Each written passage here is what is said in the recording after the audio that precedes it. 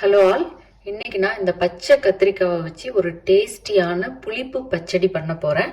இந்த பச்சடி தயிர் சாதம், ரச சாதத்துக்கு ரொம்ப நல்லா இருக்கும் காம்பினேஷன்.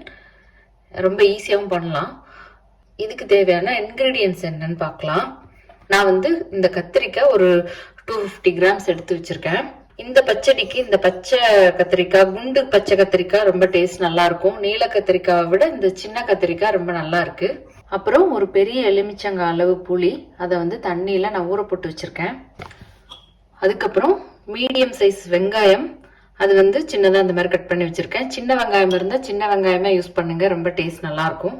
அதுக்கப்புறம் 2 மிளகாய், அப்புறம் கொஞ்சமா இஞ்சி சின்னதாக கட் பண்ணி வச்சிருக்கேன், கொஞ்சம் கருவேப்பிலை, அப்புறம் கொஞ்சமா சாம்பார் பொடி. சாம்பார் பொடி இல்லை அப்படின்னா நீங்க சில்லி பவுடர் அப்புறம் தனியா பவுடர் போட்டுக்கலாம். அவ்வளவுதான் மெயின் இன்கிரீடியன்ஸ். இப்போ எப்படி பண்றதுன்னு பார்க்கலாம். முதல்ல பாத்திரம் சூடானதும் கொஞ்சமா எண்ணெய் விட்டுக்கிறேன். எண்ணெய் சூடானதும் அதுல கடுகு உளுத்தம் பருப்பு போட்டுடலாம்.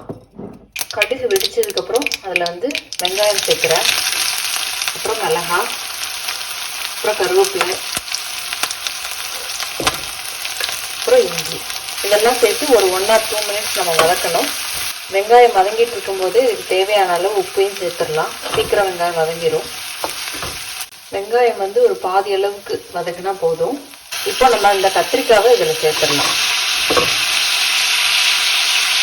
கத்திரிக்காவை இந்த மாதிரி கட் பண்ணி தண்ணியில் போட்டு வச்சுருக்கேன். இப்போ கத்திரிக்காவை வெங்காயத்தோடு சேர்த்து ஒரு 2 to 3 மினிட்ஸ் நம்ம நல்லா வதக்கி விடணும். ஃப்ளேமை ஹையாகவே வச்சுட்டு நீங்கள் வதக்கி விடலாம். இதோட இப்போவே நீங்கள் மஞ்சள் தூளும் சேர்த்துடலாம். கத்திரிக்காய் நல்லா சாஃப்ட் ஆகிற வரைக்கும் நம்ம வதக்கணும். இப்போ கத்திரிக்காய் நல்லா சாஃப்ட் ஆயிடுச்சு. இப்போ நான் இதில் புளி தண்ணி சேர்க்குறேன். புளி தண்ணியை நல்லா கொதிக்க விடணும். அப்போ தான் அதில் இருக்கிற ரா ஸ்மெல் போகும். இப்போ ஒரு 2 மினிட்ஸ் ஆயிருக்கு. கத்திரிக்காய் நல்லா அந்த புளி தண்ணியோடு சேர்ந்து நல்லா குக் ஆகிட்டு இருக்கு. இப்போ நம்ம சாம்பார் பொடி சேர்த்துடலாம்.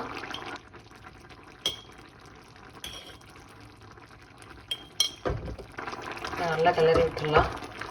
இந்த தண்ணியெல்லாம் கொஞ்சம் வற்றி கெட்டியாகணும். பச்சடி கன்சிஸ்டன்சிக்கு வர்ற வரைக்கும் நம்ம அதை கொதிக்க விடணும். இப்போ கடைசியா இதுல கொஞ்சம் வெல்லம் சேர்க்கிறேன். நம்ம புளிக்குழம்புக்கு சேர்க்கிற மாதிரியே தான் இது கொஞ்சம் டேஸ்ட் பேலன்ஸ் பண்ணும். நம்ம ரொம்ப புளி சேர்த்து பண்ணதுனால அந்த புளி உப்பு டேஸ்ட்டை பேலன்ஸ் பண்றதுக்கு இந்த வெல்லம் போடுறோம். இந்த அளவுக்கு கெட்டியா இருந்தா போதும், கரெக்டா இருக்கும் நம்மளுக்கு. இப்போ நம்ம ஸ்டவ் ஆஃப் பண்ணிடலாம். இப்போ ரொம்பவே டேஸ்டியான கத்திரிக்காய் புளிப்பு பச்சடி ரெடி ஆயிடுச்சு. நீங்களும் இதை மறக்காம ட்ரை பண்ணி பாருங்க. Thank you all.